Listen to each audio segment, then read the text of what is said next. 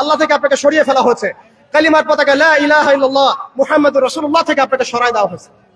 এরপরে আরেকটা মতবাদ দেওয়া হয়েছে তথাকথিত গণতন্ত্র। এই গোলকধাঁধে আমরা অনেকে পড়ে গেছি। এই তথাকথিত গণতন্ত্রগুলো ধর্মনিরপেক্ষতাবাদ, জাতীয়তাবাদ, এই কমিউনিজম, এই সমস্যার হাল আপনাকে কখনোই দিবে না। এরা আপনাকে একটা গোলকধাঁধে ফেলে রাখবে। এরা আপনাকে চারতন্ত্রের পূজায় লিপ্ত রেখেছে এবং এর মধ্য দিয়ে আপনাদেরকে ইন্টারনালি তারা ব্যস্ত রেখেছে। এক ভাই আরেক ভাইয়ের সাথে মারামারি করতে থাকবেন, একটা জাতিগত ঐক্য কখনো আপনি করতে পারবেন না। এই মন্ত্রগুলো দিয়ে আমাদেরকে বিভক্ত করে দেওয়ার পরে তারা ব্যাংকিং ব্যবস্থার নিয়ন্ত্রণ নিয়েছে ওয়ার্ল্ড ব্যাংকের মধ্য দিয়ে, IMF এর মধ্য দিয়ে, ইত্যাদি ব্যবস্থার মধ্য দিয়ে, ফেডারেল রিজার্ভ ব্যাংকের মধ্য দিয়ে। শুধু তাই নয়, তারা আমাদের গোল্ড কয়েন, গোল্ড দিনার, সিলভার দিরহামকে উঠিয়ে দিয়েছে, দিয়ে আমাদেরকে কাগজের টাকা দিয়েছে যার মধ্যে ইন্টার্নশিপ কোনো ভ্যালু নাই। এটা অরিজিনাল কোনো সম্পত্তি না। এরপরে তারা আমাদেরকে কান্ট্রিতে তো বিভক্ত করেছেই, তন্ত্রমন্ত্র গিলিয়েছেই, ব্যাংকিং ব্যবস্থা তো দখল করেছেই, ইউনাইটেড নেশনসও গঠন করেছে। সমস্ত বড় বড় মিডিয়াগুলো তারা হাতের কবজার মধ্যে নিয়ে এসেছে। আপনি খেয়াল করে দেখেন, পুরো বিশ্বে মিডিয়া দিয়ে তারা যুদ্ধ চালিয়েছে। পুরো বিশ্বে মিডিয়া দিয়েই তারা মুসলমানদেরকে জঙ্গি সন্ত্রাসী বানিয়েছে। পুরো বিশ্বে বড় বড় মিডিয়াগুলোর মধ্য দিয়ে তারা মুসলমানদেরকে জঙ্গি এবং সন্ত্রাসী বানিয়েছে। এটা সত্য কথা, সবাই জানি আমরা এগুলো। আমরা সত্যের পথে দাঁড়াই, এখনো সময় আছে। আল্লাহ পাক আমাদেরকে বোঝার তৌফিক দান করেন। এরপর তারা প্রযুক্তিগত নিয়ন্ত্রণ নিয়েছে। আপনি দেখেন, AI সিস্টেমের মধ্য দিয়ে ঘরে বসে কিবোর্ডের একটা ক্লিপের মধ্য দিয়ে দূর থেকে একটা মানুষকে বোম মেরে উড়িয়ে দিচ্ছে। আপনি এটাকে কিভাবে নিচ্ছেন? এরা প্রযুক্তিগত উৎকর্ষের দিকে এতদূর চলে গিয়েছে যে ঘরে বসে তারা যে কোনো মানুষকে হত্যা করার এখতিয়ার নিয়ে নিয়েছে। সমস্ত মুসলিমদের ডেটা, সমস্ত মুসলিমদের তথ্য, সমস্ত মুসলিম কান্ট্রির ইন্টারনাল যে অ্যাক্সেস গুলো, এই সমস্ত কিছু তাদের নখদর্পণে চলে আসছে শুধুমাত্র প্রযুক্তিগত উৎকর্ষের মধ্য দিয়ে।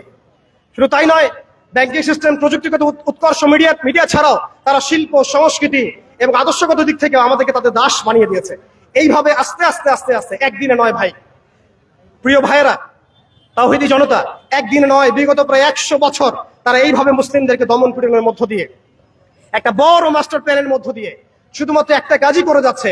তারা মাসিহুদ দাজ্জালের আগমনের জন্য এই পবিত্র ভূমির জায়গাটাকে উন্মুক্ত করছে। এর বেশি আর কিচ্ছু না, এর বেশি আর কিচ্ছু না। আপনি যত কিছুই Milan, dot Milan, United Nations Milan, European union Milan, ওদের প্রযুক্তিগত উন্নয়ন মিলান, মানুষ চাঁদে যাচ্ছে, মঙ্গলে যাবে, ঠিক আছে, গণতন্ত্র কায়েম হবে, ইত্যাদি ইত্যাদি, ইলেকশন হবে, যা কিছু আপনি মিলান, আখিরুজ জামানের কনক্লুশন এখানে গিয়ে মিলবে। অতএব আমাদের সবাইকে আমাদের ভিতরের চোখটাকে উন্মুক্ত করতে হবে। এই সময়টুকুর মধ্যে আমরা এই গোলকধাঁধার মধ্যে পড়ে গেছি। এটা আমাদের পরীক্ষা। এর মধ্যে শুধু 100 বছরে একবার দুইবার নয়, দফায় দফায় আমরা ক্যালকুলেশন করেছি, প্রায় 300 থেকে 400টা জেনোসাইড তারা ঘটিয়েছে এই গাজার মধ্যে, এই রাফার মধ্যে, এই ফিলিস্তিনের মধ্যে, এই বাইতুল মুকাদ্দাসের আশেপাশের জায়গাগুলোর মধ্যে। বিশ্ব মিডিয়া নীরব। আপনি বলেন, অনেস্টলি বলেন, তাদেরকে সহযোগিতা করেছে কারা? পশ্চিমারা। তাদেরকে অস্ত্র দিয়েছে কারা? ব্রিটেন। তাদেরকে সামরিক সহযোগিতা কে দিয়েছে? এই আমেরিকা। তাদেরকে ব্যাংকিং সিস্টেম কে দিয়েছে? এই পশ্চিমারাই। তাদেরকে মারণাস্ত্র তুলে দিয়েছে কারা? শিশুদেরকে বম্বিকরণের এখতিয়ার কারা দিয়েছে? তাদেরকে কারা এইভাবে শক্তিশালী করেছে? উত্তর এক কথায় আসবে, পশ্চিমারা, পশ্চিমা বিশ্ব, আমেরিকান রেজিম এবং এই জায়নিস্ট মুভমেন্ট। অতএব আপনাকে আমাকে সতর্ক হতে হবে।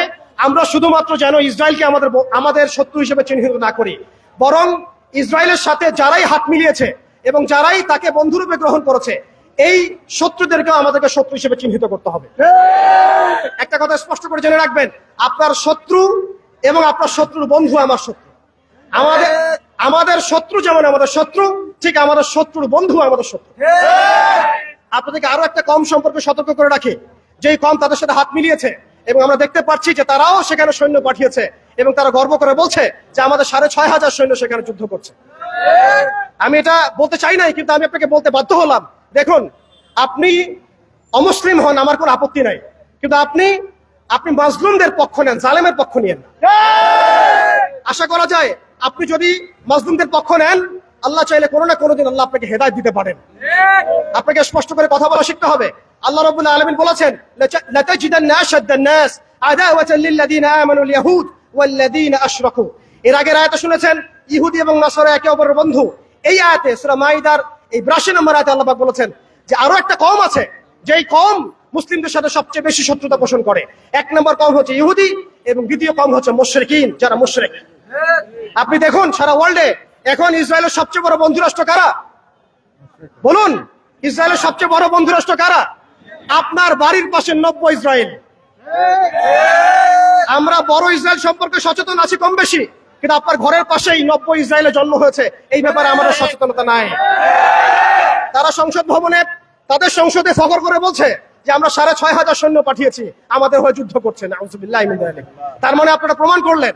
আচ্ছা বলেন, খ্রিস্টানদের সাথে না হয় তাদের সম্পর্ক আছে, তারা আহলে কিতাব, আপনাদের সাথে তাদের কি সম্পর্ক? খ্রিস্টানদের সাথে না ইহুদিদের একটা সম্পর্ক আছে, তারা আহলে কিতাব দাবি করে তারা, কিন্তু আপনাদের সাথে যারা পৌত্তলিক তাদের সাথে এই ইহুদিদের কি সম্পর্ক? শুধু তাই নয়, আমরা লক্ষ্য করছি, আমরা আমাদের পার্শ্ববর্তী 90 ইসরায়েলের মধ্যে লক্ষ্য করছি মুসলিমদেরকে তারাবির নামাজে টর্চার করা হলো, হোলি উৎসবের নামে মুসলিমদেরকে নির্যাতন করা হলো। আমরা দেখলাম সেখানে গরুর মাংস বহন করার অপরাধে পিটিয়ে মুসলিমকে হত্যা করা হয়েছে। লক্ষ লক্ষ একর জমি যেগুলো আমরা ওয়াকফ করেছিলাম, সেই জমিগুলোকে রাষ্ট্রীয়ভাবে বাজেয়াপ্ত করা হয়েছে। আমি যদি একটা জমি মাদ্রাসায় দান করি, আপনার কোন এখতিয়ার আছে সেটাকে আপনি রাষ্ট্রীয় বাজেয়াপ্ত করতে পারেন? এখানে মানবতা কোথায়? এখানে গণতন্ত্র কোথায়? এখানে এই ইউনাইটেড নেশনস কোথায়? ইউরোপিয়ান ইউনিয়ন গুলো কোথায়? আপনাদের এই সব তথাকথিত তন্ত্র মন্ত্রগুলো এবং তথাকথিত মতবাদগুলো একটা এজেন্ডাই বাস্তবায়ন করছে, তারা পুরো বিশ্বে শুধু দাজ্জালের শাসন কায়েম করতে চায়। এখন মুসলিম ভাইরা, সর্বশেষ কথা হচ্ছে, আমরা উদাত্তভাবে আহ্বান জানাবো, আপনি যে কোনো ধর্মের হন, যে কোনো বর্ণের হন, আপনি যে কোনো ভাষার হন, যে কোনো জাতির হন, আপনি জালেমের পক্ষ নিয়েন না, মাজলুমের পক্ষ নেন। এখানে আমরা আপনাদেরকে কটাক্ষ করতে আসি নাই, আমরা সত্য উন্মোচন করতে আসছি। আপনি জালেমের পক্ষ নিয়েন না, মাজলুমের পক্ষ নেন। আল্লাহ চান তো কোনো না কোনোদিন আল্লাহ আপনাকে হেদায়েত দিবেন ইনশাআল্লাহ।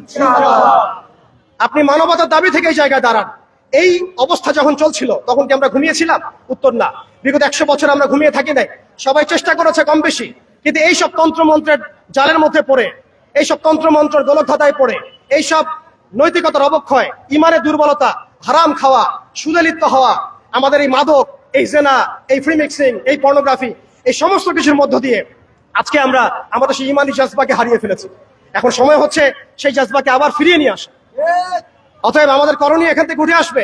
দেখুন, আপনি গাজায় যুদ্ধ করতে না পারলেও যে অনিবার্য যুদ্ধ তারা আমাদের উপর চাপিয়ে দিবে, সেটা কিন্তু এই অঞ্চলের দিকে ছড়িয়ে পড়বেই পড়বে। কারণ হাদিসের মধ্যে এসেছে যে মাসিহুদ দাজ্জাল পুরো বিশ্বকে শাসন করবে, শুধুমাত্র মক্কা মদিনায় ঢুকতে পারবে না। অতএব সারা বিশ্বের মধ্যে সে যুদ্ধের দাবানল ছড়িয়ে দিবে, এতে কোনো সন্দেহ নাই। আপনি খেয়াল করে দেখেন, আফ্রিকার কন্টিনেন্ট, ইয়েমেনের কন্টিনেন্ট, আরাবিয়ান কন্টিনেন্ট এবং আমাদের এই আঞ্চলিক কন্টিনেন্ট, প্রত্যেকটা কন্টিনেন্টের মধ্যেই তারা যুদ্ধ ছড়িয়ে দিয়েছে এবং তারা একটা ভাষা আমাদেরকে শিখিয়ে দিয়েছে, অপশন দিয়ে দিয়েছে, হয় আপনি তাদের দাসত্ব করবেন, না হলে আপনি মরবেন। তারা আপনাকে আমাকে একটা অপশন দিয়েছে, আপনি তাদের দাসত্ব করেন, তারা আপনাকে ভালো রাখবে, আপনি তাদের দাসত্ব করবেন না, তারা আপনাকে মাটির সাথে মিশিয়ে ফেলবে। যেসব মুসলিম কান্ট্রি, এখন খেয়াল করে, যেসব মুসলিম কান্ট্রি তাদের দাসত্ব করেছে, যেসব মুসলিম কান্ট্রি তাদের দাসত্ব করেছে, তাদের আনুগত্য করেছে, সেই সব আরব মুসলিম কান্ট্রিকে তারা কিছুই বলছে না, কিছুই করছে না।